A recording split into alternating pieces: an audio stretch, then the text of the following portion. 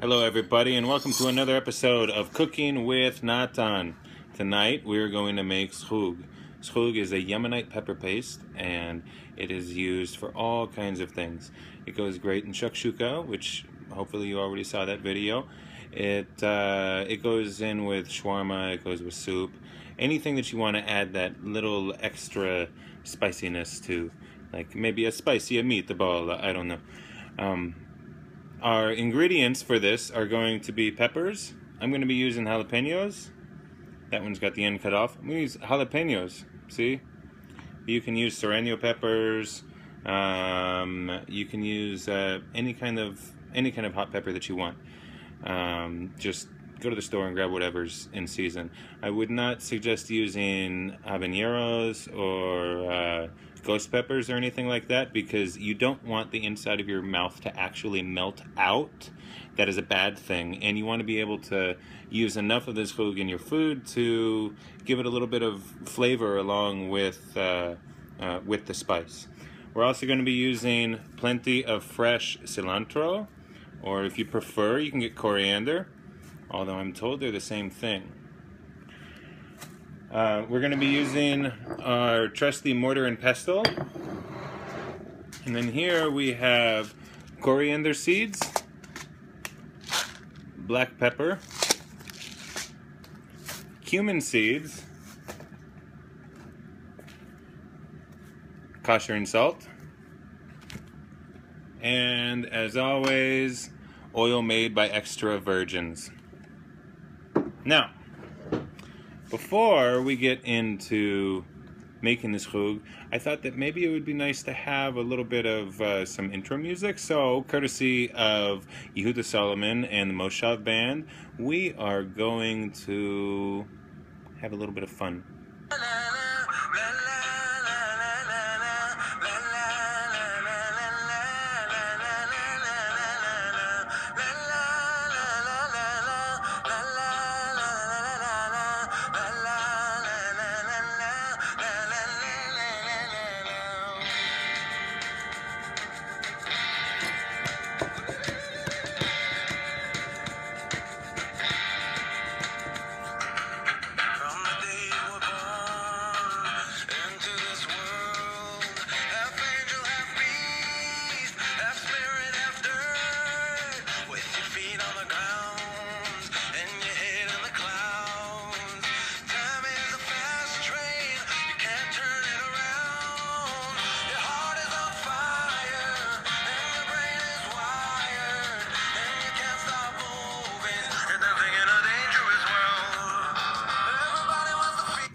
Alright, that's enough of that. So, first step, we're going to take our jalapenos and we're going to do like I did here. We're going to cut off both ends.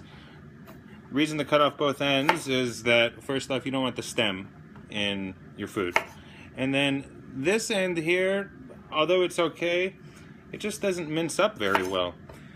Now, some recipes that you come across for this, they say to remove the seeds. I don't particularly like to remove the seeds because I like it to be hot. Now, you can fine-tune it by removing the seeds and then adding in red chili pepper flakes. That's an easy way to get the amount of spice that you want without too much trouble. We are going to make a really fine mince of these peppers. Oh, I forgot to mention, before you start cooking, always wash your hands really, really well with soap and water. It might go without saying, but if it doesn't get said, maybe you don't do it. So, we're dealing with stuff that's not going to be cooked here, so we want to make sure that our hands are really nice and clean. We're going to cut these fairly thin, because then, once we get into the mincing procedure, we want to make them really small.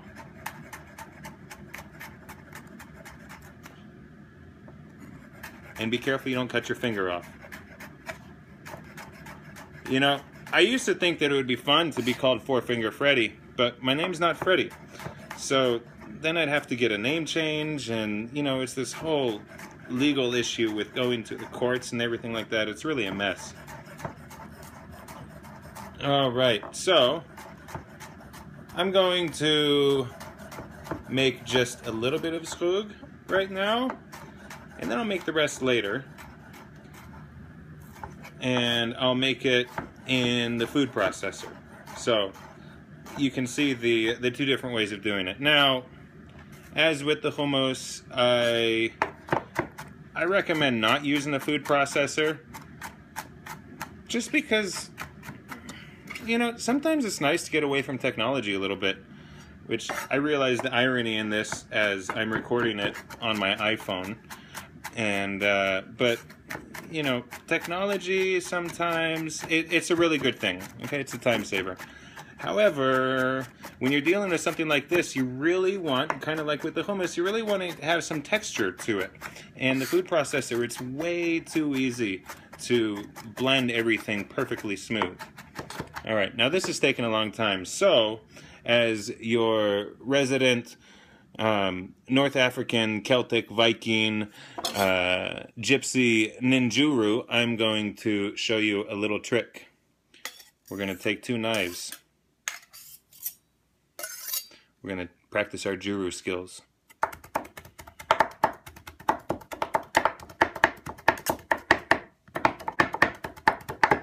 Now I'm told that this is the way that gefilte fish used to be made.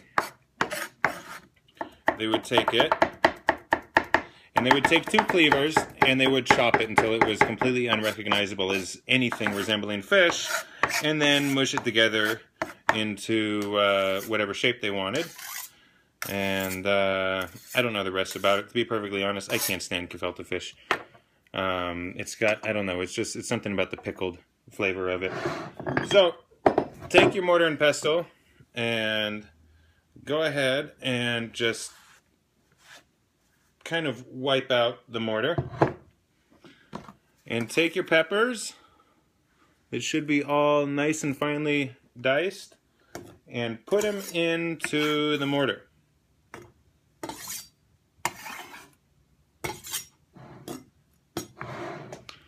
Now, I'm going to do this with just one more pepper, because that'll take care of about half of this zhug.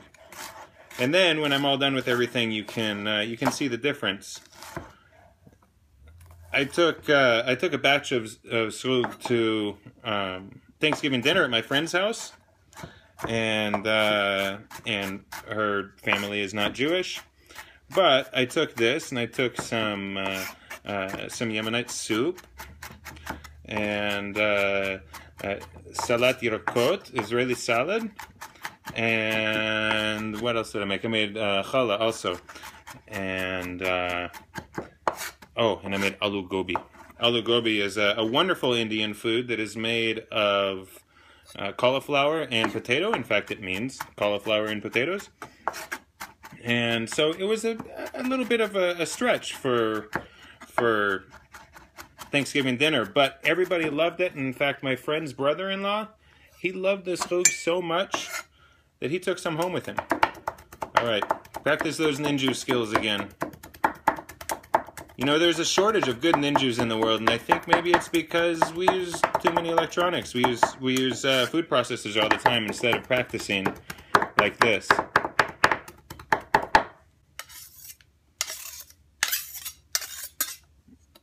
All right, we are good and minced up, so we're going to pour that into the, or scrape that rather, into the mortar, and we're going to take a bunch of coriander. Coriando, as they say in Italy. I know that's a very huge departure from what coriander sounds like. But we're going to take this, and we are going to mince it to death also. We're going to use the stems as well as the leaves, so you don't have to worry about cleaning it like you might want to for an Israeli salad. Because once we get it all minced up, it's really not going to matter. And the stems, they still add flavor to it as well. And this is going to take a little bit of time to get it all nice and minced up. And in fact, it's even too high of a pile. I don't really want to do the whole ninju thing because then I'll have coriander everywhere, all over the kitchen, and although it'll smell good for a little bit, it'll end up just kind of rotting in its place, or the dog's going to eat it, and it'll just be a big mess. So, actually, one thing that I can do in order to keep it from getting all over the place is I can take my towel and I can roll it up and I can put it here like this on the edge of my cutting board. Now I can ninja away.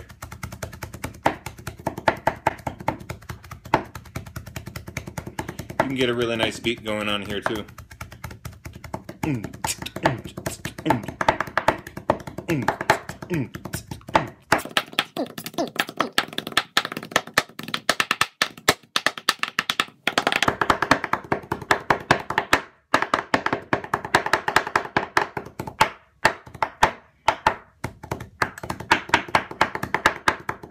You know, a lot of people don't think that cooking is fun.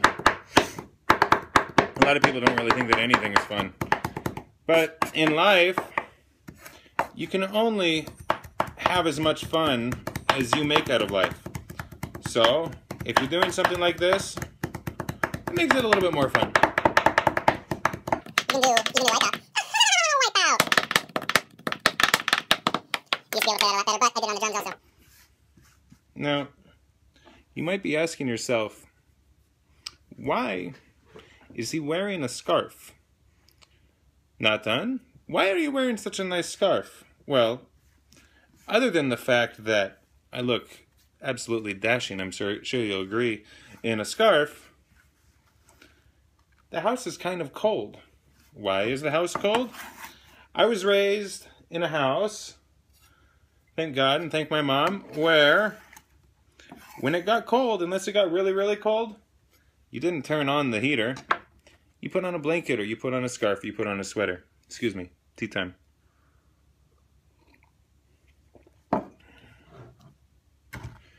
We've got everything in the mortar. And we're going to take our pesto, and we're going to just go to town. We're going to get this all nice and smooshed up and blended together.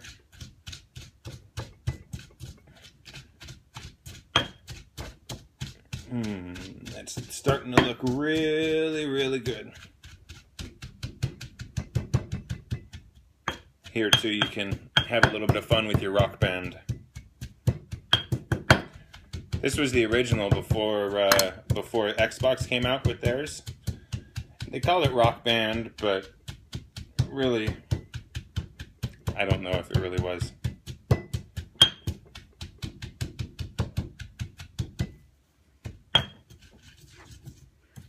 Now, we're going to get it mashed, and we're going to kind of grind it around also.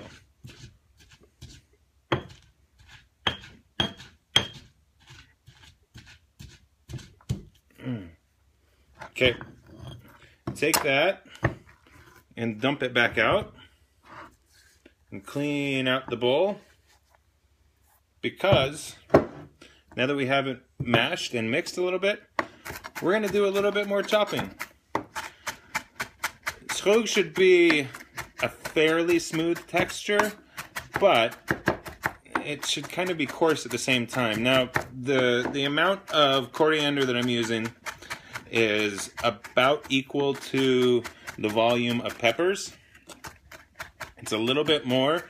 If you don't like the taste of coriander so much, just put less of it in. But it does kind of need to have it. So for those people out there who have the Eastern European DNA that says coriander tastes like dirty dishwater, well, they're just not going to eat it. Maybe they'll try it. Maybe they'll have a no thank you bite. And that's fine too, because you know what? Everybody doesn't have to like everything.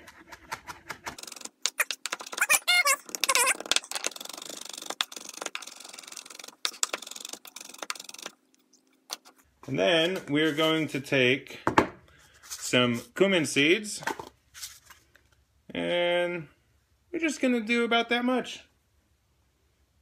That's about half a teaspoon or so. We've got cumin seeds. We're going to do about the same in black pepper. just whole black peppercorns. And we're going to do the same with the coriander seed.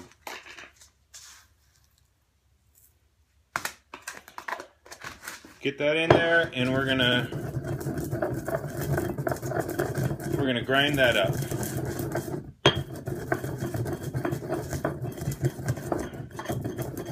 Now, you can also use powdered spices. It's perfectly acceptable. But using fresh spices and grinding them yourself, it really just kind of adds a little bit more flavor to it. Okay, so we will pull all of that beautiful spice right out of there and just dump it on our pile. And we're getting down to the home stretch here. I have a lovely glass container. I stopped using the plastic containers like Ziploc and stuff like that a while ago because the glass ones, they just last longer. You don't have kosher issues like you do with plastic because glass can be used for either meat or dairy, and they just seem a lot better. They're obviously better quality. And you can also you can put them in the microwave if you want, and you don't have to worry about any nasty stuff coming off of the plastic and going into your food. And you can put them in the refrigerator, not worry that they're getting cold and then getting heated up, which can crack some plastic. We're going to take about half a teaspoon of salt. And we're going to mix that around in there. And you know what? I'm actually going to put this back in the mortar. And give it just another little once around.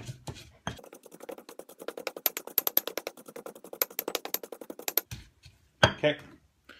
Take our olive oil made by an extra large number of virgins, and we're going to add about the equivalent of a teaspoon or of a tablespoon and a half, maybe 2 tablespoons. It really just kind of depends on how much you have, how much peppers and cilantro you have, but you don't want it to be really watery or oily. But you want it to be oily enough to where it's like, well, to where it's like that. You want it to be kind of a smooth consistency. And the oil has an added benefit too of helping it to last longer. Because it keeps the air from getting to it. So if you get it all nice and mixed around really well, then you won't have a problem of it going bad so quickly. And you can actually keep this in the refrigerator. I've had a batch of this in the refrigerator for about 3 weeks probably, and it was still just really, really good. All right, putting it back into our bowl there. And we'll do the taste test.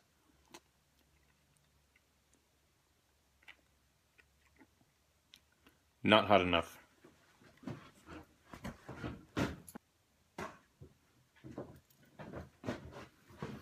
Oh. All right, this is a little bit of a tragedy that I seem to not have any chili pepper flakes on hand. But it's really not that big of a deal because I do have more peppers. So I can just add more peppers. I think what probably happened is that the cilantro, the coriander, there was too much of it in there. So we make up more peppers. And as I said before, if you if you seed the peppers, it's going to take a lot more to get that heat. You don't want the heat to be so much that you're crying all the time, but you also don't want to have to use a whole lot of the schug to really feel the burn. And I'm actually going to do 2 peppers. I don't know why I'm even saying this, because I'm going to just edit it out and make it go faster.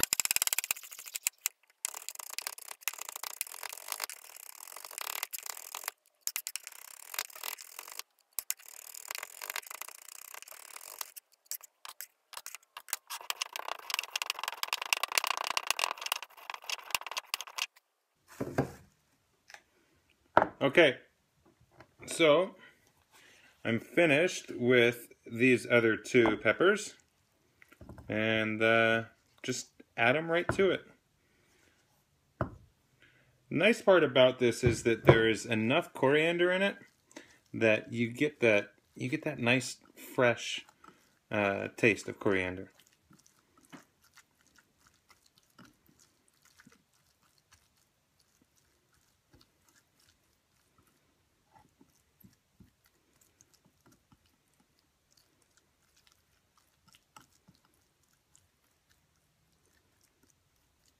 We'll try it again.